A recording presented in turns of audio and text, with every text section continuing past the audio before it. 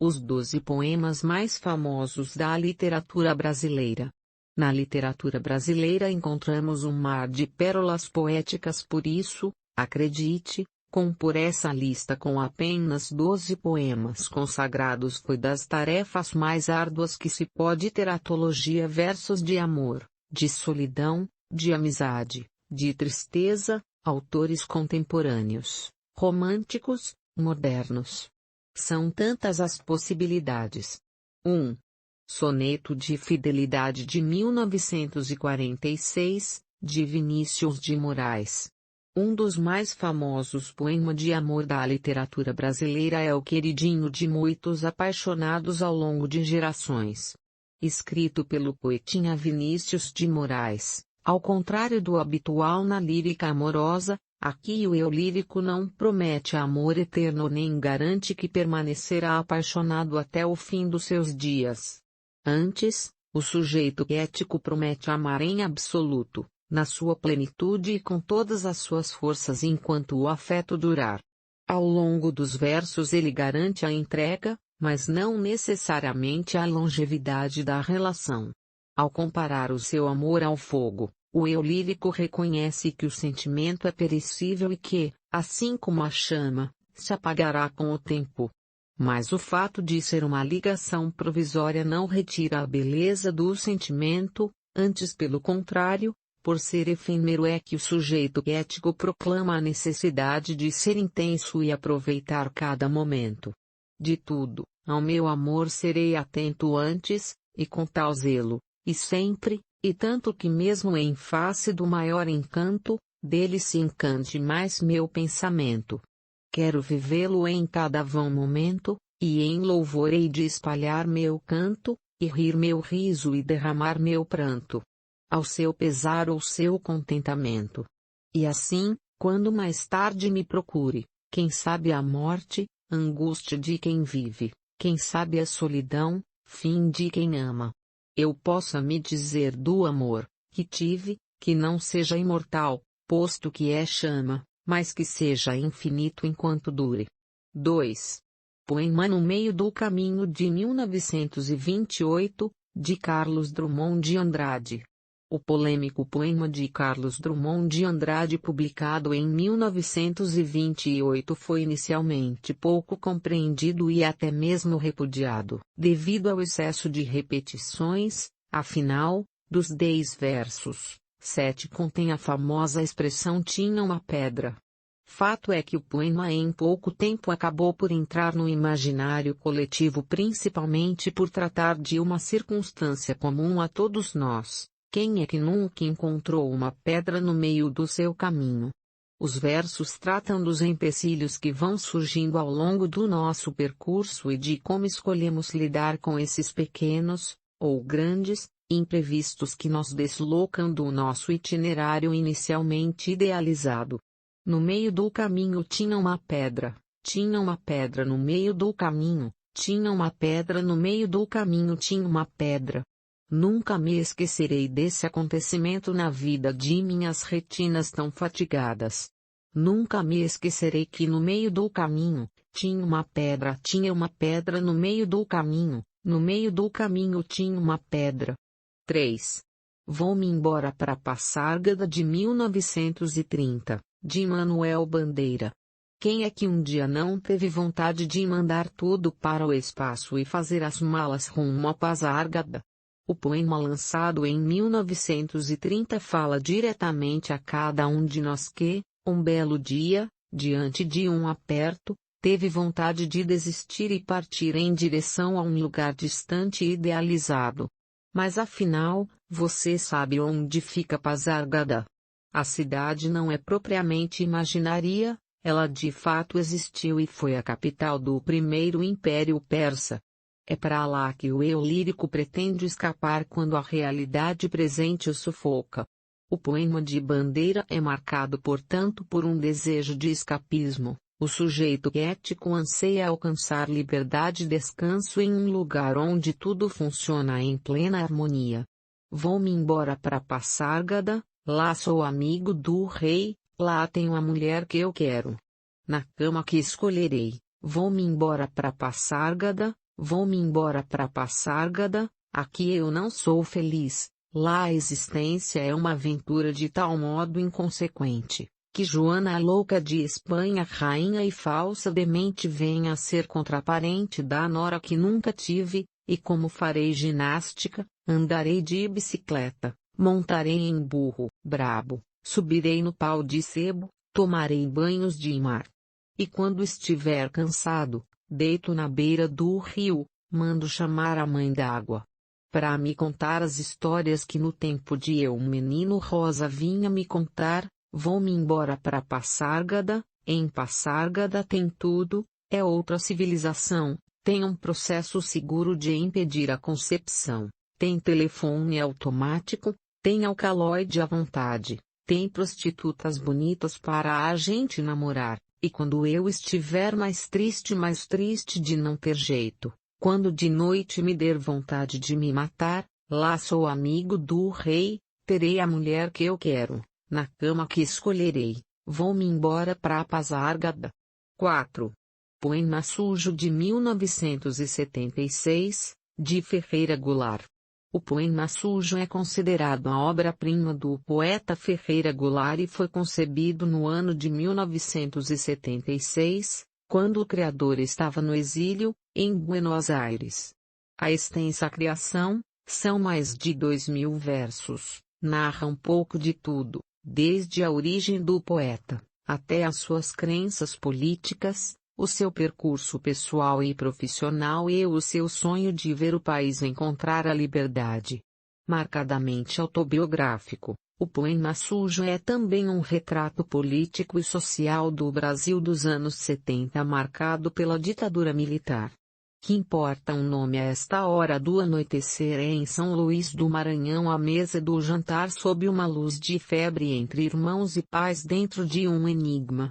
Mas que importa um nome debaixo deste teto de telhas encardidas vigas à mostra entre cadeiras e mesa entre uma cristaleira e um armário diante de garfos e facas e pratos de louças que se quebraram já? Um prato de louça ordinária não dura tanto e as facas se perdem e os garfos se perdem pela vida, caem pelas falhas do assoalho e vão conviver com ratos e baratas ou enferrujam no quintal esquecidos entre os pés de erva cidreira. 5. Saber Viver de 1965, de Cora Coralina, simples e singela, essas são as características-chave da lírica da goiana Cora Coralina.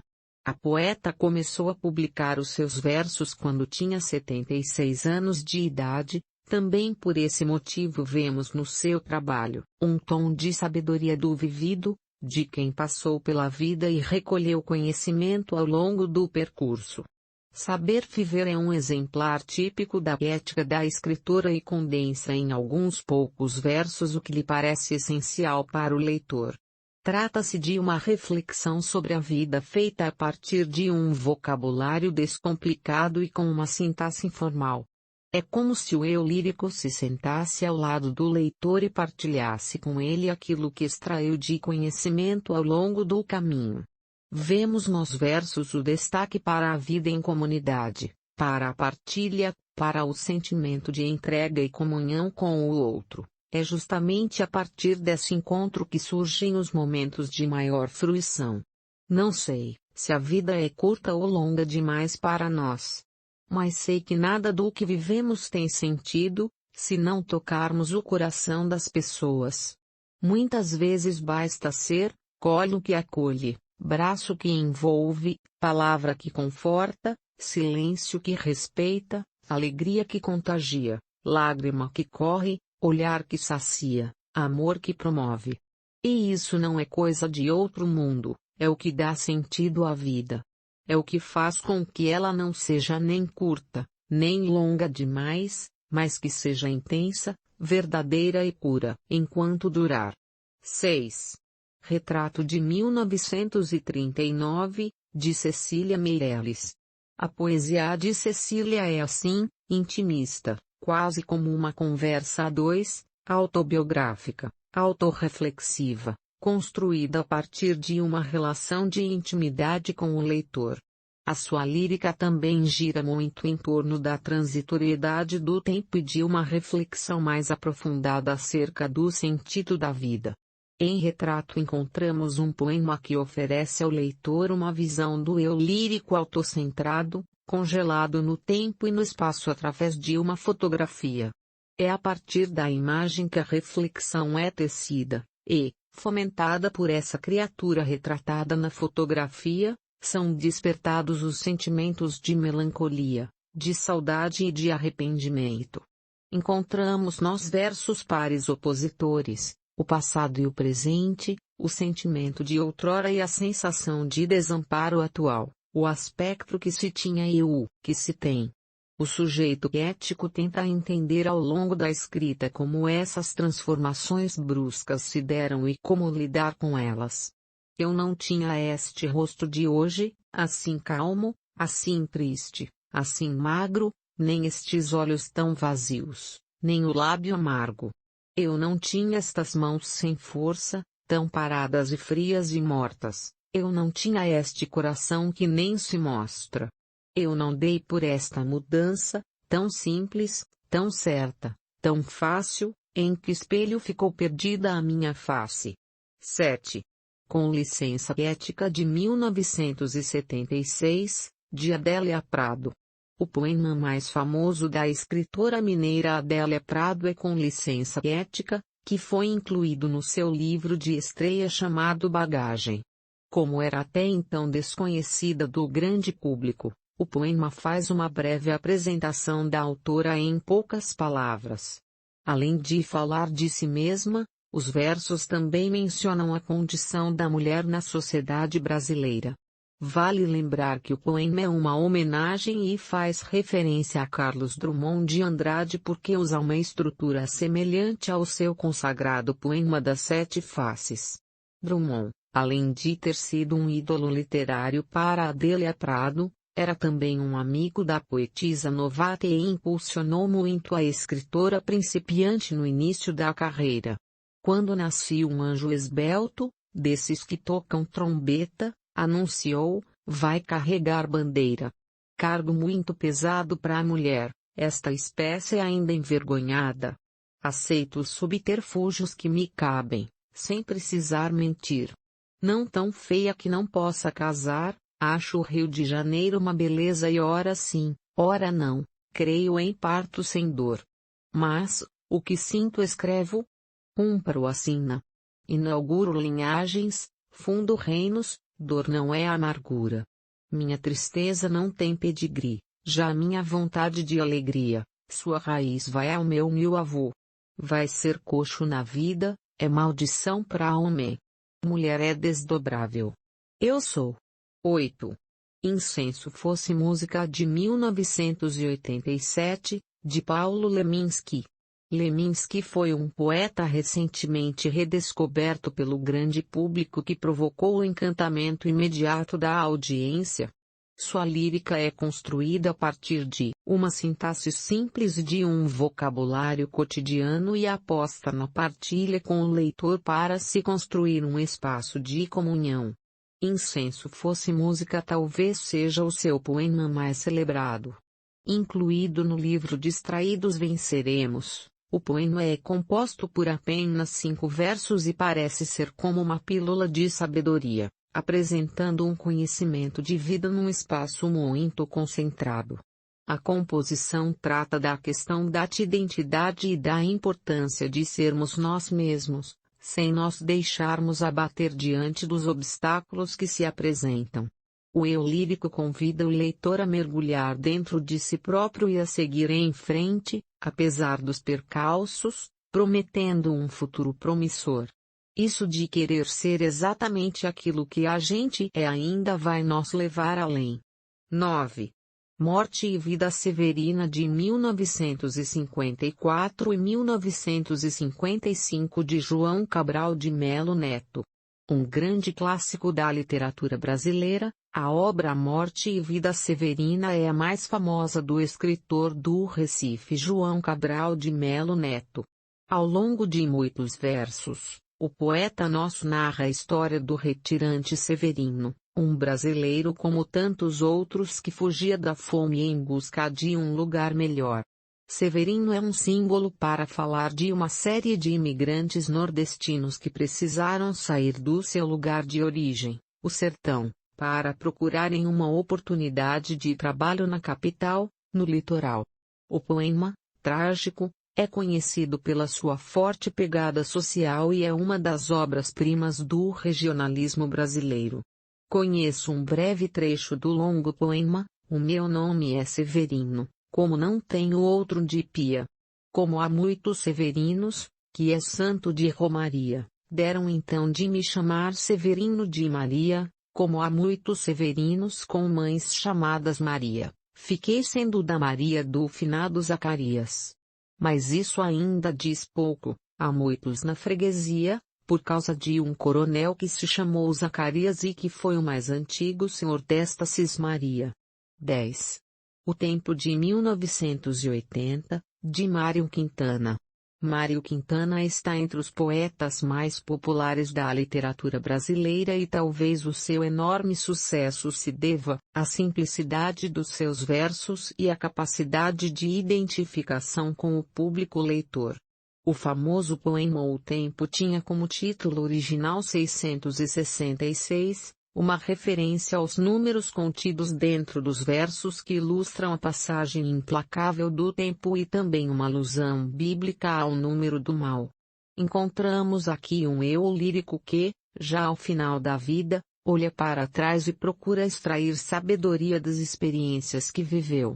Como não pode voltar no tempo e refazer a sua história, o sujeito ético tenta transmitir através dos versos a necessidade de se aproveitar a vida sem se preocupar com o que é desnecessário. A vida é uns deveres que nós trouxemos para fazer em casa. Quando se vê, já são 6 horas, há tempo. Quando se vê, já é sexta-feira. Quando se vê, passaram 60 anos. Agora, é tarde demais para ser reprovado. E se me dessem, um dia, uma outra oportunidade, eu nem olhava o relógio, seguia sempre em frente e iria jogando pelo caminho a casca dourada e inútil das horas. 11. A Mavice de 1989, de Hilda Hilst. Hilda é uma das maiores poetisas brasileiras e recentemente começou a ser mais divulgada. Suas composições em geral giram em torno do sentimento amoroso romântico e abordam aspectos como o medo, a posse e o ciúme. A Mavice é uma boa prova da sua lírica não só porque aborda o seu tema principal como também porque denuncia o tom de entrega do eu lírico. O título escolhido inclusive é uma palavra latina que quer dizer ter amado. Os versos dão conta de um amor fulminante, de uma paixão absoluta que domina o sujeito ético por completo. Como se te perdesse, assim te quero. Como se não te visse, favas douradas sob um amarelo, assim te apreendo brusco e inamovível, e te respiro inteiro um arco-íris de areia e águas profundas. Como se tudo mais me permitisses, a mim me fotografo nos portões de ferro ocres, altos, e eu mesma diluída em mínima no dissoluto de toda despedida. Como se te perdesse nos trens, nas estações ou contornando um círculo de águas removente. Ave, assim te somo a mim, de redes e de anseios inundada. 12. Versos íntimos de 1912, de Augusto dos Anjos. O poema mais famoso de Augusto dos Anjos é Versos Íntimos. A obra foi criada quando o escritor tinha 28 anos e está publicado no único livro lançado pelo autor, chamado Eu. Pesado, o soneto carrega um tom fúnebre, um ar de pessimismo e o de frustração. Através dos versos podemos perceber como é a relação com aqueles que estão ao redor e como o sujeito se sente decepcionado com o comportamento ingrato dos que o cercam.